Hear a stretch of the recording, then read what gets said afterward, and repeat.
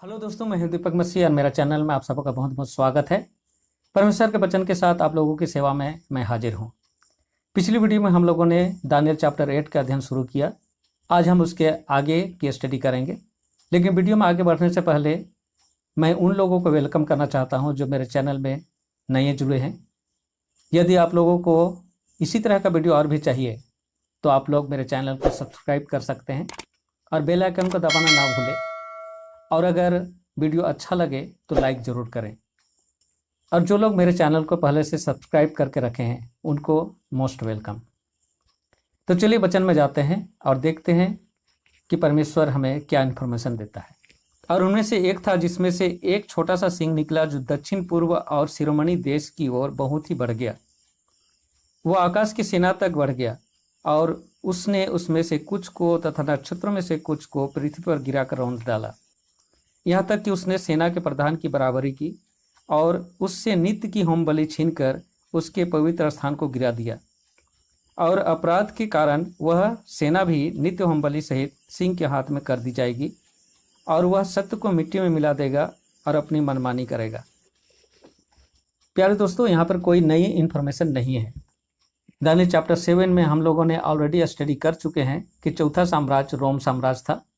चौथे जंतु के सर में 10 सिंह का अर्थ हम लोगों ने जाना था कि वह रोमन साम्राज्य का टूटा हुआ भाग, यानी बाद में रोमन साम्राज्य 10 भागों में बढ़ जाता है और उसके बाद एक पावर निकलता है जो रोमन कैथोलिक चर्च है। और जब रोमन कैथोलिक चर्च पावर में आता है तो उन 10 में से 3 को डिस्ट्रॉय करके अपना साम्राज्य विस्तार करता है।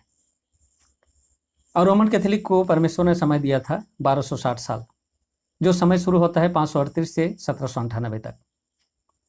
दानियल चैप्टर 8 में जो छोटा सिंह इसी रोमन कैथोलिक चर्च को रिप्रेजेंट करता है। तो यहाँ पर उस रोमन कैथोलिक चर्च के बारे में हम लोग स्टडी नहीं करेंगे क्योंकि साथ में हम लोगों ने ऑलरेडी स्टडी कर चुके हैं। यहाँ पर हम लोग स्टडी करेंगे कि यह रोमन कैथोलिक चर्च इस दुनिया के साथ और परमेश्वर के लोगों के साथ कैसा व्यवहार करेगा। तो चलिए वचन में जाते हैं। इस रोमन कैथोलिक चर्च के बारे में इसी 8 अध्याय का 23 पद से अगर हम पढ़ें तो कुछ इस तरह से इन्फॉर्मेशन मिलता है। और उन राज्यों के अंतिम दिनों में जब अपराधी चरम सीमा पर पहुंचेंगे तब एक क्रूर और षड्यंत्रकारी राजा उठेगा। वह बड़ा पराक्रमी होगा परंतु अपने पराक्रम से नहीं, और वह अत्यधिक विनाश करके सफल होगा तथा मनमानी करेगा, शूरवीरों तथा पवित्र लोगों की प्रजा को नाश करेगा। उसकी चतुराई के कारण उसके हाथ के अधीन छल फूलेगा फलेगा। वह घमंड से फूलकर अनेक लोगों को नाश करेगा जो शांति से रहते हैं। वह शासकों के शासक का भी विरोध करेगा परंतु वह बिना किसी व्यक्ति के हाथ लगाए तोड़ा जाएगा। तो प्यारे दोस्तों, इस रोमन कैथोलिक चर्च के बारे में डिटेल्स आप लोगों ने जाना। चलिए और भी डिटेल्स में हम लोग जानते हैं। 9 पद में हम लोगों ने देखा कि रोमन कैथोलिक चर्च 3 एरिया को कैप्चर करेगा। तो वह एरिया है दक्षिण पूर्व और शिरोमणि देश। तो दक्षिण में इजिप्ट है और पूर्व में बेबीलोन और शिरोमणि देश इजराइल है। जब रोमन साम्राज्य पावर में आया तो ये सारे एरिया उनके हो गए। 10 पद में बोलता है वह आकाश की सेना तक बढ़ गया और उसने उसमें से कुछ को तथा नक्षत्रों में से कुछ को पृथ्वी पर गिराकर रौंद डाला। यह हमें इतिहास में पीछे की ओर ले जाता है, जब लूसीफर स्वर्ग में था और परमेश्वर के सिंहासन के ऊपर अपना सिंहासन बनाना चाहता था, खुद परमेश्वर बनना चाहता था। और इसके लिए उसने बहुत सारे स्वर्गदूतों को अपने दल में मिलाया।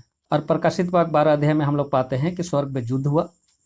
ये नाग यानी लूसीफर और उसके दल और मिखाइल यानी यीशु और उसके दल लड़े और इस लूसीफर को उसके दल के साथ पृथ्वी पर गिरा दिया गया।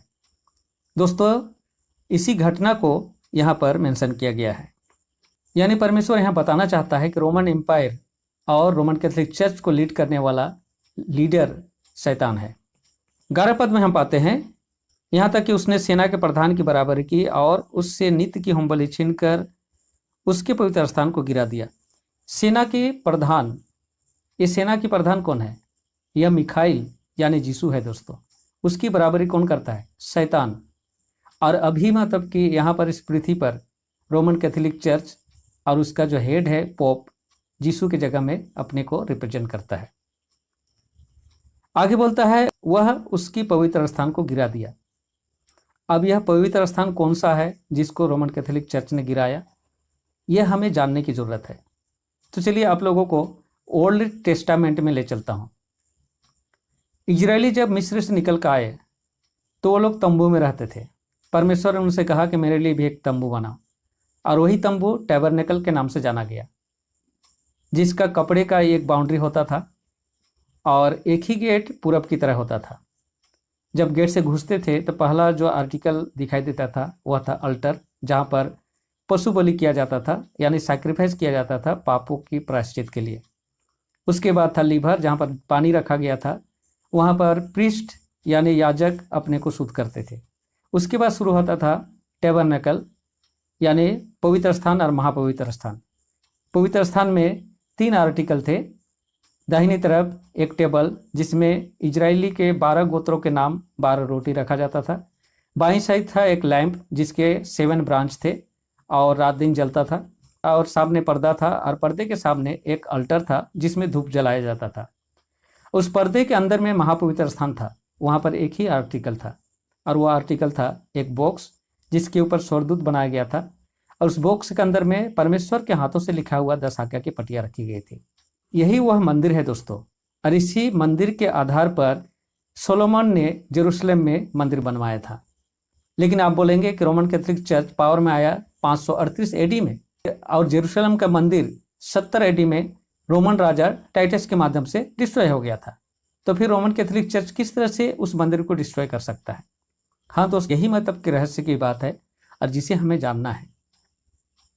तो दोस्तों, इस मंदिर के बारे में मैं अलग से वीडियो बनाना चाहता हूँ ताकि इसके बारे में डिटेल इन्फॉर्मेशन मैं दे सकूँ, और अगला वीडियो इसी मंदिर के बारे में ही होगा दोस्तों।